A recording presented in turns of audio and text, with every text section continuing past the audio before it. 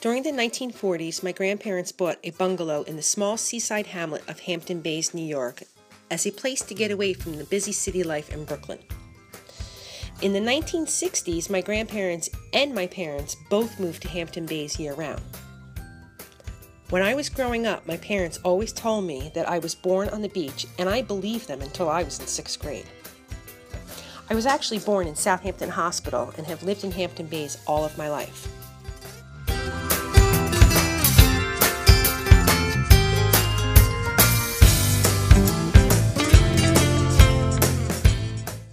From the time I could hold a crayon, art and the creative process have been a vital part of my life. It feels natural and makes me feel alive, like being outside and playing at the beach or taking a hike through the woods. The sea and its shorelines, filled with exploration, adventure, beauty, and all of its creatures, have been luring me in and inspiring me as an artist for as long as I can remember. Hampton Bays is surrounded by water, and that is not only attractive to me, but to tons of other people. We live in a location that is like a huge playground with most of its play area in the splash zone.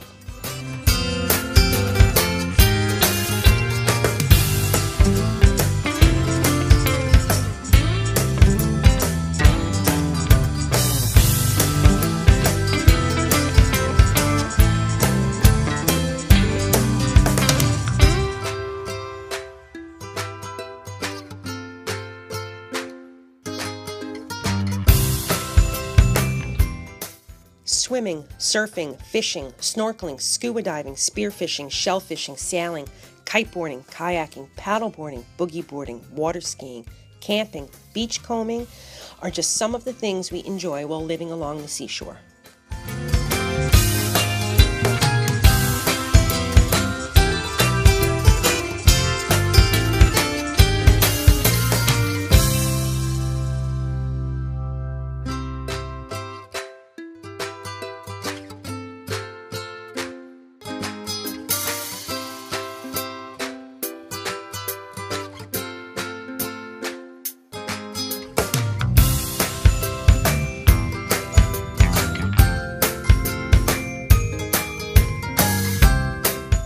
We all know that in order to have the time and the money to play, you have to work hard.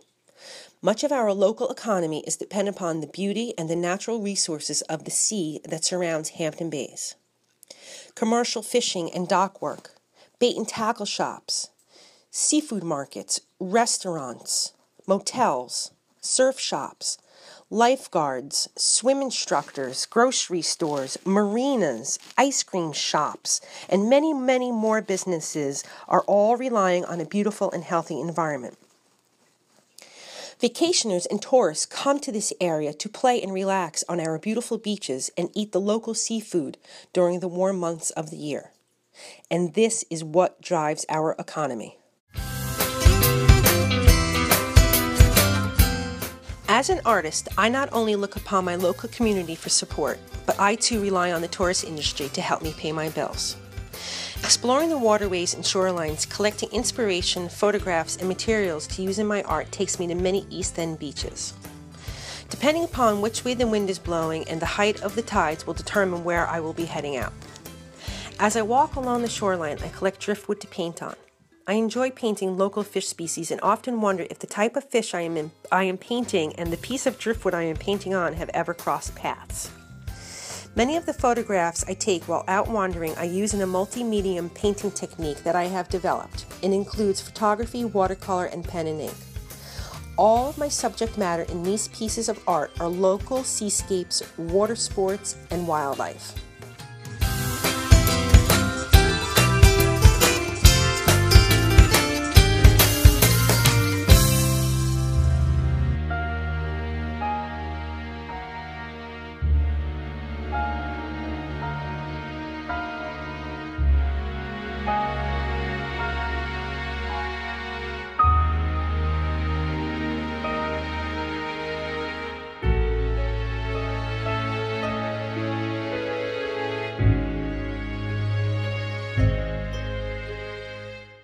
Over the past 10 years or so, I have become easily distracted by another beach and water visitor. It is extremely difficult to do my job and stay focused taking photographs and collecting driftwood when I have to keep bending down and extending a hand to help along these lost visitors find where they belong. The visitors I speak of are the tons and tons of trash and marine debris in and along our waterways. The amount of marine debris, and more specifically plastics, is extremely alarming, sad, and scary. Not only is the marine debris an eyesore, but it is toxic to our entire planet's ecosystem. Birds are getting caught up in discarded fishing line. Turtles and foxes are eating plastic bags. Deer are getting caught up in marine rope that has washed ashore. Fish are eating plastic. Fish are eating fish that have eaten plastic. Humans are eating fish that have eaten plastics. What about the whales who think they're eating microplankton and are actually eating microplastics? Microplastics are the result of the breakdown of larger plastics into smaller pieces of plastic by the forces of seawater and the sunlight.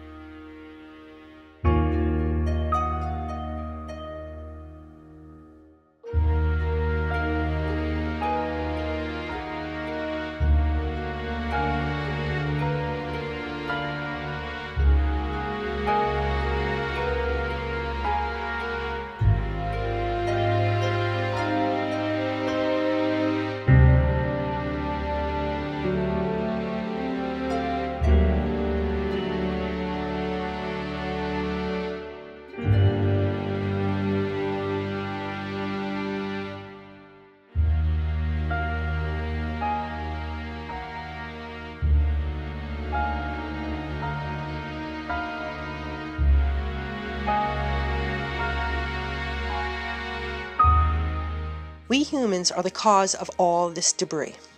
I have never seen a squid using a plastic fork, or a plastic knife, or a plastic plate for its dinner. Nor have I ever seen a seagull using a small plastic cup filled with butter to dunk their clams into. We owe to Mother Nature and all of our inhabitants to clean up the environment. We are indirectly killing our ecosystem and ourselves. This makes no sense to me, and I feel the need to do something. So while I am out on my adventures taking photographs and hunting treasures to paint on, I bend at the knees, extend my hand, and pick up what I can, and take it home with me to dispose of properly, or to use it to create something with. Yes, using trash to create artwork with. Art is a very powerful way to convey a message. People often listen better with their eyes.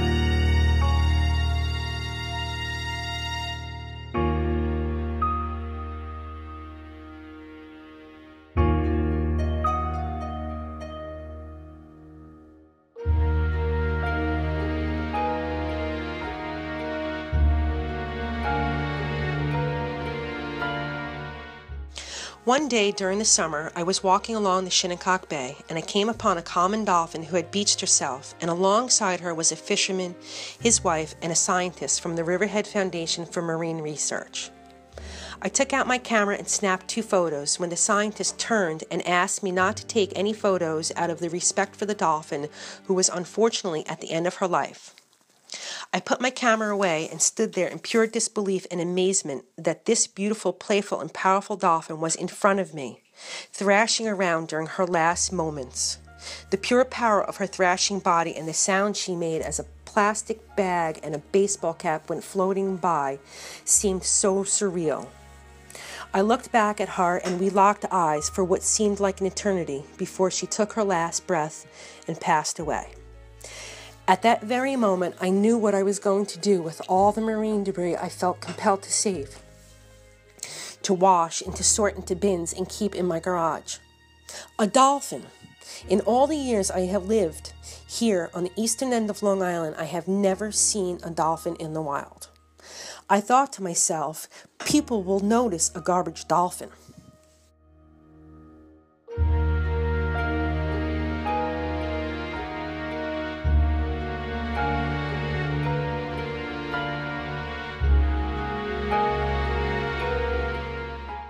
In the spirit world, the dolphin represents balance, harmony, intelligence, protection, and resurrection.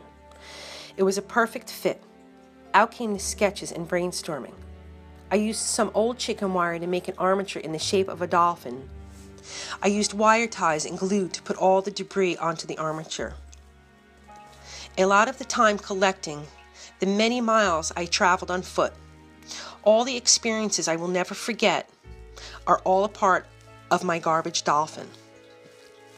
The most important thing to me about the creative process and the end result of Garphin, the garbage dolphin, is that she speaks loudly to her audience, telling them that our environment is being attacked, invaded, overtaken, killed, and destroyed, and it's our fault. We humans are the only ones who can clean up our mess, and it's our responsibility to do so. Make Garphin happy and pick up trash every day, everywhere, everyone. Reduce, reuse, recycle, refuse.